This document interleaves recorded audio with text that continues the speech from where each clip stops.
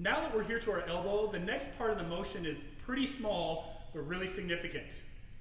All I'm going to do is come up to my hand.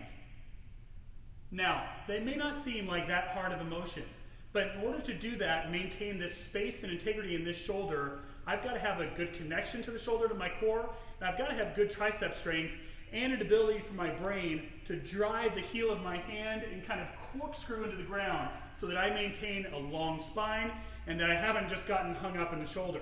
So a variation of that you can see is I'll see people in a good position here, but then once they come up to the hand, the shoulder just rounds forward and they're just hanging out here now in their pec minor and whatever else is going on in this particular joint.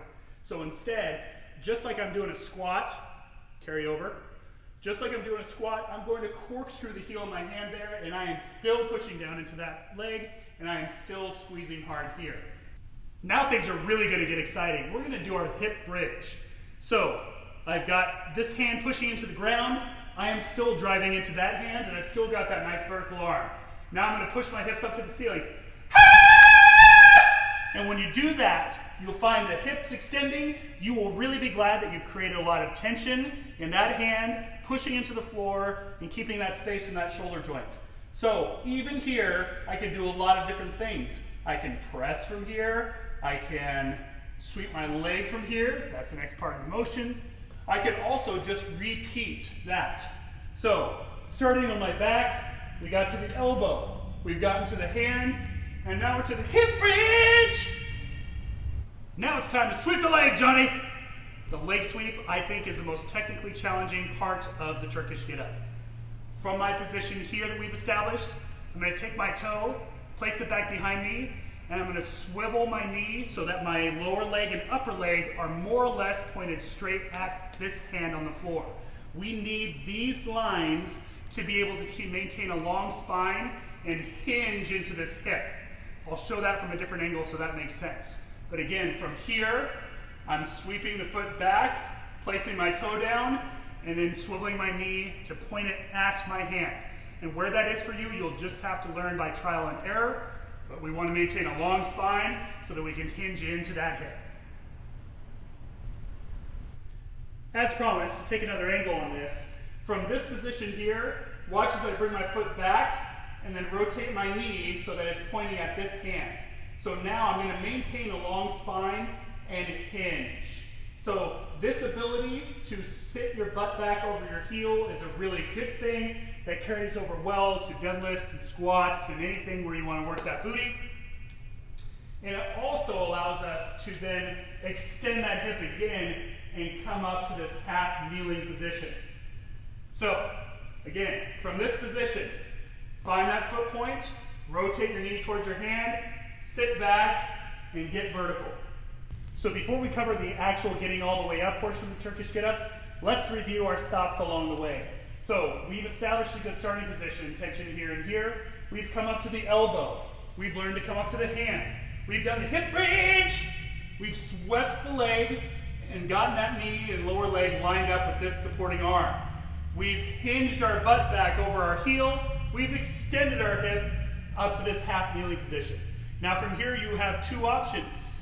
Actually you have three. You can just get up and walk away.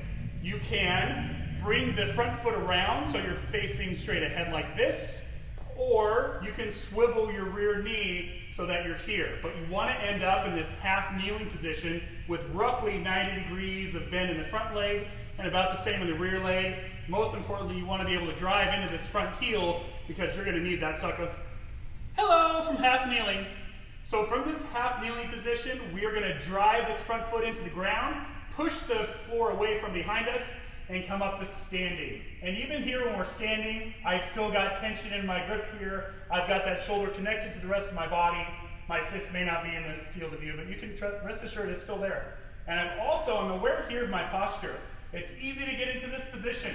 And if you don't have range of motion in your shoulder that allows you to be fairly straightforward with a vertical arm, this might not be in your wheelhouse right away, especially not under load. So you can regress to one of the other variations. But here we want to be standing in a good, strong, tall position with the rib cage down.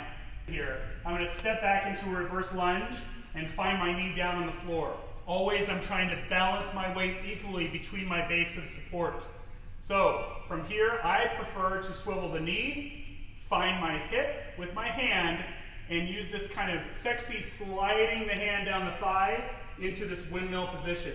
Now I'm set to sweep my leg through and get that glute bridge. I'm now acutely aware of keeping space in this joint. I'm going to bring my butt down to the floor. Okay, so I'm trying to keep this arm vertical. Next, I'm going to come down to the elbow and then slowly come all the way down. Reversed, I'm coming up to the elbow, up to the hand, hip bridge, sweep the leg Johnny, hinge, vertical, out. Make sure I've got good base of support here, driving to the ground, and I'm up. Mashu! You can use any number of implements to do a Turkish get-up. They're classically done with a kettlebell in Turkey and in that little-known country of chicken. You can also use a foam yoga block if you have access to this. A yoga block or just your shoe, which I hope that you have shoes. Just a shoe can do a lot to teach you how to do a Turkish get-up properly. It'll force you to balance, and it'll block out all that mental noise in your head that you got going faster than you can say ketogenesis.